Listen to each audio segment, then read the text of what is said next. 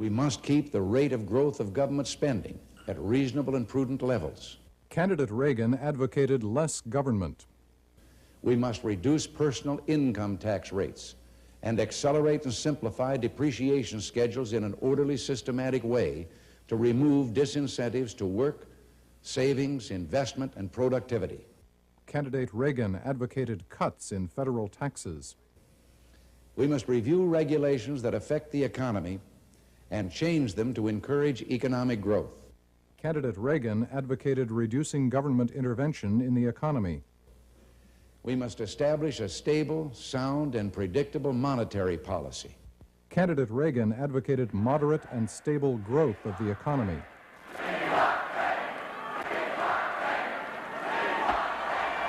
Thank you very much. And the voters responded by giving candidate Reagan an overwhelming mandate when he was elected president. President Reagan tried to keep his promises, but like most presidents, he was only partly successful. Economist Milton Friedman explains why this occurred. He discusses a political phenomenon, tyranny of the status quo. Everywhere, whether in the United States, Great Britain, France, or Germany, a new administration has just about 6 months to make major changes that will benefit the community at large. Those changes will have bad effects on small concentrated groups. The bad effects will be visible and immediate. The good effects will be less visible, take longer to manifest themselves, and longer to be recognized. Unless the occupant of that house, Republican or Democrat, makes such changes in the first few months after being elected or re-elected, the tyranny of the status quo will assert itself and prevent further change. In Tyranny of the Status Quo, we will examine government's potential to act as an agent for change. Joining Dr. Friedman are young adults from throughout the United States. These men and women will share the rewards or suffer the consequences of today's political decisions. Like all of us, they want improvements in our society. Like all of us, they have many different ideas as to how those improvements can be achieved. According to the AFL-CIO, every % of unemployment in this country costs the government $30 billion in lost payroll tax deductions and unemployment compensation paid out. Union leader Jim Friedman says for that reason, any job creation bill is a plus. But he says this one is something of a disappointment. We're dropping the bucket to what should go on. There's just too many more people out there who need help. Friedman is well acquainted with the area of the country where the most people need help. He heads AFL-CIO Region 1, the Midwest, where industry, from the auto assembly lines in Detroit to the steel plants outside Chicago, used to keep unemployment to a minimum.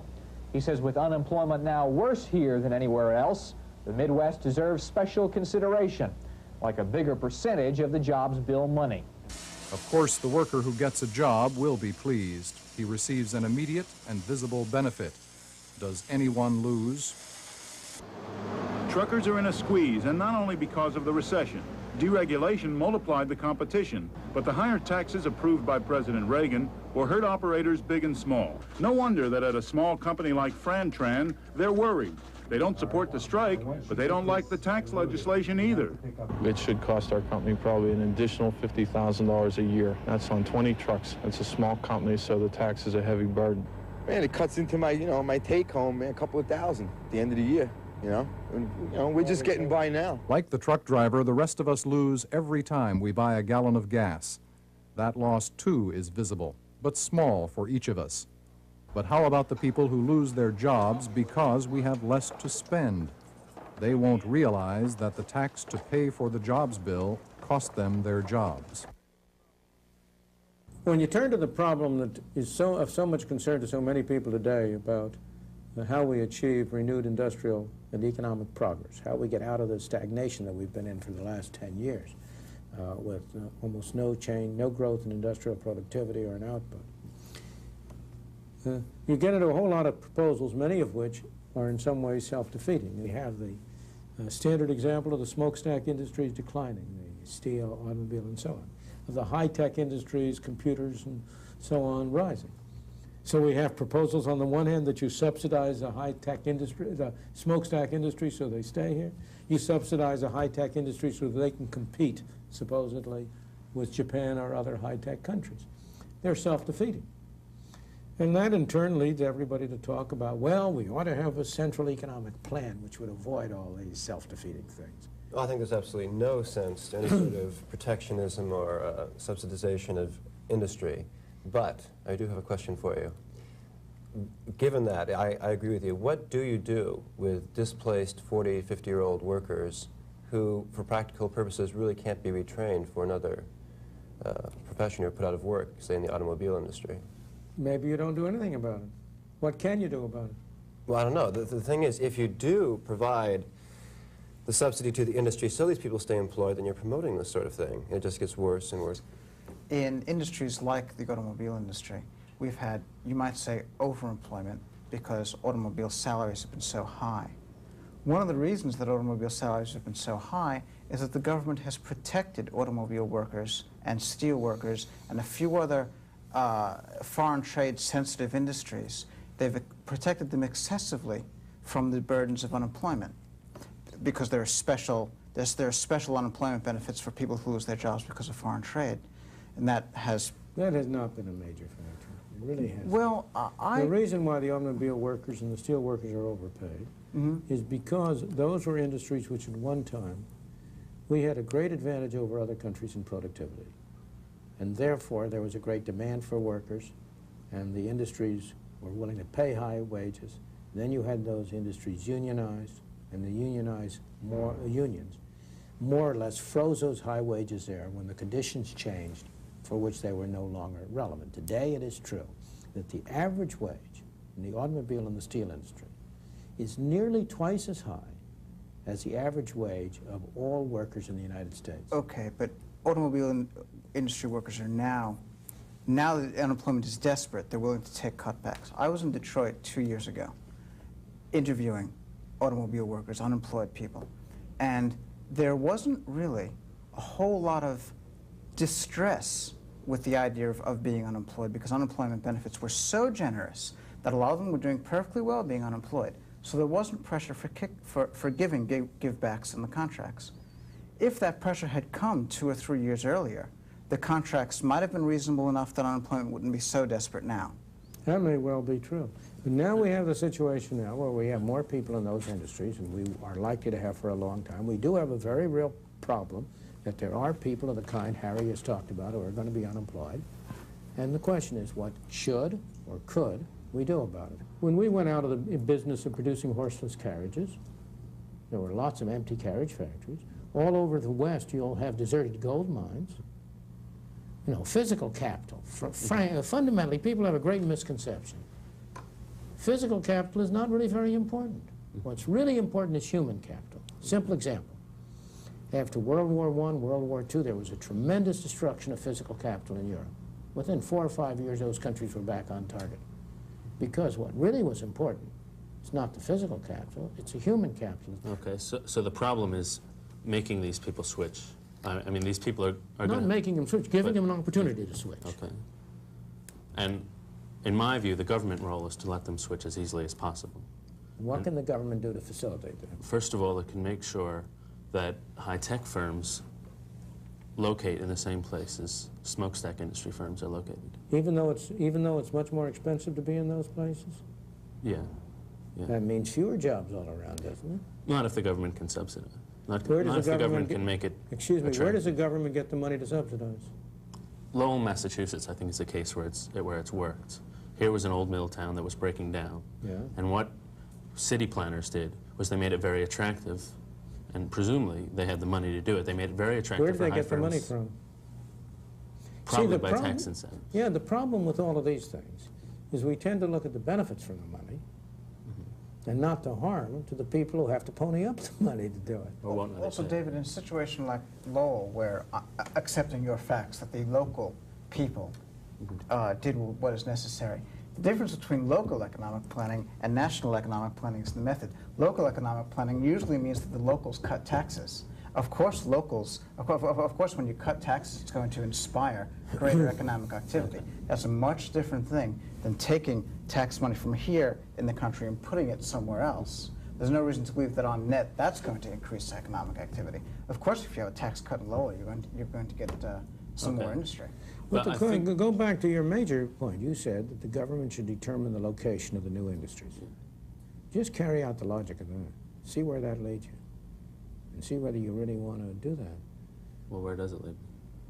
It leaves you, as you look through, with an increasingly rigid system in which people are not free. I'm not free. Here's the world. Mr. X wants to set up a plant. Now he can't do it unless he gets permission from the government to set it up somewhere, because they're going to decide where he can set it up. I'm willing to accept that. Yeah. You're willing to accept the government should be able to do that? Should be able to tell someone not to set up a plant? Unemployment statistics are very marginal things. I mean, in the worst state in the country, according to federal statistics, West Virginia, there's 20% unemployment. That means 80% are unemployed. That's right. In the best state, maybe it's 4%. Right. All right.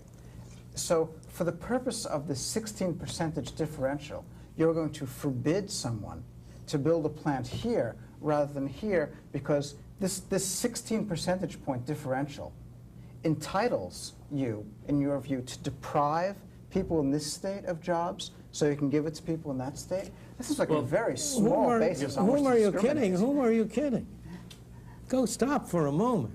What's going to happen under such a scheme is that the politically powerful states will get plants located in their area, and the politically weak states will not. Look at the current jobs bill. Exactly. West Virginia in the current jobs bill is getting $26 million out of nearly $5 billion. It's the worst state in the country. You know, absolutely the one most in need of help. And it's getting the worst, practically the worst treatment of any state in the country. Here's that jobs bill is a marvelous example. It's supposed to create jobs by repairing what's called the infrastructure. First of all, it isn't creating any jobs, it's destroying jobs because of taxes that are being imposed are destroying more jobs than the spending will create. But in the second place, who's getting the jobs? Not the unemployed. The money is going to the states that are politically powerful, that have the clout, and it's even there, it's being spent on high-paid construction jobs, not on employing the low-paid unemployed. Let's ask a very different question for a moment. Consider these 40 to 50-year unemployed people. No government assistance whatsoever. What happens to them? Do you suppose they don't have a private incentive to try to get jobs of a different kind? Oh, yes. Suppose they don't have skills? I'm sure they do. What's the problem? The problem is a very simple one. Most of them have been earning a great deal more than they are qualified to earn in alternative skills. And they understandably don't like to see a reduction in their standard of life. I can't blame them for that.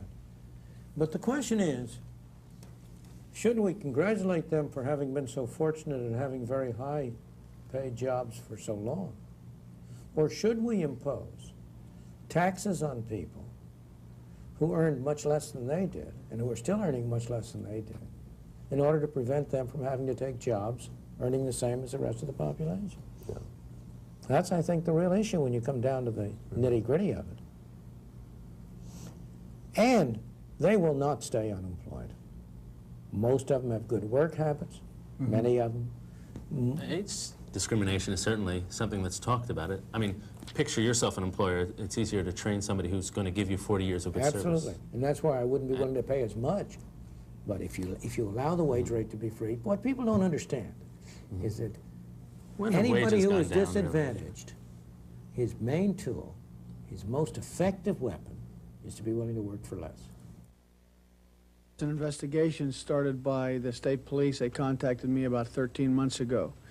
And since then, they've had a number of undercover agents work in the area, trying to make undercover buys, and have been successful in, I think, 29 cases. It's surely government's business to enforce the laws of the land, but what acts should be illegal? Can making an act illegal do more harm than good? Have we learned anything from that noble experiment, prohibition? Of all the problems that are bedeviling the American society, one of the most troubling and long-lasting is the problem of crime. Just as a first duty of a government is to defend its country against foreign invaders, surely the second duty is to try to prevent coercion of one citizen by another, to try to hold down crime. Here we are a nation, as a nation, far wealthier than we have been in earlier days. Surely we ought to be far more capable of providing citizens with the defense against coercion by their fellow citizens. And yet it is widely believed that crime has been on the upgrade and not the downgrade, that we've had more and more of it, and people throughout the country feel more and more threatened by it. I think it's not the amount of money people have that makes them want to commit crime, or the lack of money they have that makes them want to commit crime, but the perceived inequalities between how much they have and how much other people have, and how much they think they deserve and how much other people have. But in that connection also, the inequalities, the perceived inequalities and the actual inequalities are very much less today in general than they were 60, 70 years ago. And very much less at any point in the United States than they were, say, in the 18th century in England, when there was very little crime. Or very much less today than they are in a place like India, where you will feel safer in walking the street at night in Bombay or Calcutta than you do in walking the street in New York City. I still maintain that there are two distinct groups in society here in America, the haves and the have-nots. And when the have-nots consistently see the haves as having all of the privileges, having all of the chances to become great and to have large amounts of material acquisition, these people become disillusioned. They say, we're in America too. We're here, we're citizens. Why is it that we don't live in nice mansions? Why is it that we don't have a car? And why is it that we can't attend Princeton, Harvard, Yale, et cetera, et cetera? And once they see these things, they say, well, I can't attain these goals the same way, so therefore I'll go about it the way I know how. I'll go buy a gun and I'll rob the Cadillac dealer. I'll go get a knife and I'll stick up the business executive. Therefore I attain his wealth my way. Yeah, there is a great deal to that, but that has been true all along. And there always have been, at any point in time, the haves and the have-nots. If anything, the ability to move between them has increased and not decreased. So I'm not questioning your statement about that being a source. I just find it hard to attribute the enormous increase in crime to that particular The source. undermining of the family, I think, has also played a very major role probably in at least the black ghettos in the cities, because as long as you have a certain amount of stability provided for you in an environment where you're trained that certain behavior is simply not socially acceptable, you're much more likely to feel as if you are going to behave in the ways that are socially acceptable. And if you're brought up with no notion of that at all, it seems to me that there's no reason why you don't go out and just grab anything that comes your way. To me, in fact, the puzzle is why there are ghetto kids who do pull out of this rather than why nobody does. It seems to me miraculous that some of them decide to be honest. For a moment, I think it's a great mistake to suppose that crime and the ghetto are synonymous terms. You have an enormous upsurgence of crime on the part of middle-class kids. If anything, if you make any general statement, crime is a property of young people. The violent crime of middle-class children and so forth is probably encouraged, especially by the leniency of sentencing at that area, because there again the middle class has secured ways of excusing its own from responsibility for their actions. Now, are you saying, as a matter, you're saying that the certainty and the severity of punishment has gone down over time? I believe there's more discretion now in the criminal law than there has been at any other point. There's something also, though, I think there's been some kind of shift even in societal values at large, which may have something to do with all of this. But let me take it one step further, because I believe there's another cause in there that we haven't even touched on. And that is there are more things, more crimes today than there used to be. In the one place, there are more laws to break. But in the second place, if you have a proliferation of laws, and many of which people don't think are right and proper,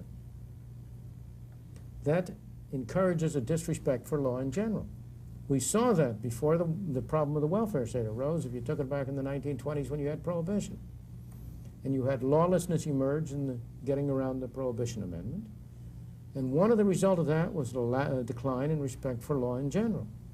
And so I believe one of the arguments we ought to make against having so many laws, and that one of the most effective, and this is, in a way, I'm turning to the problem of remedies, that one of the most effective remedies for the problem of crime is to reduce the number of things that are crimes. I believe in free trade. I don't believe there ought to be any tariff laws. I think tariff laws are fundamentally immoral, not moral. And so I don't mind getting rid of tariff laws. Now, a more controversial case is the whole class of what are called victimless crimes. That includes things like drugs. It includes things like prostitution. Our laws take drugs, take these things one at a time. The usual argument, anyways, presented for the abolition of drug laws is prohibition. Prohibition didn't work. But it seems to me that that analogy is utterly fallacious insofar as liquor has been a cultural institution for, I mean, forever. It was widespread when everybody drank when they tried to legalize liquor. Before 1914, a very large number of people were on drugs. Wasn't illegal at all. Opium and so on could be widely purchased.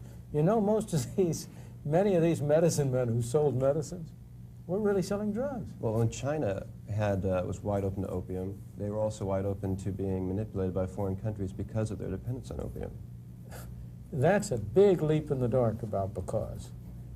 But I think drugs raise a very interesting question on two different levels. The first level, as a matter of what you regard as just and proper, as ethical, is it right to have laws against drugs? Second, even if you believe it is right, is it expedient to do so? So you have an issue on both the ethical level. And I personally, I may say my own view is very straightforward. On both levels, I think laws against drugs cannot be justified, except in the very limited sense of protecting young people and juveniles. But if I take adults, tell me, Harry, do you believe in a law against people committing suicide? Yes. You do? Yeah. You don't believe that people should be free to commit suicide? No, I believe that one of the primary responsibilities of government is to protect its citizens.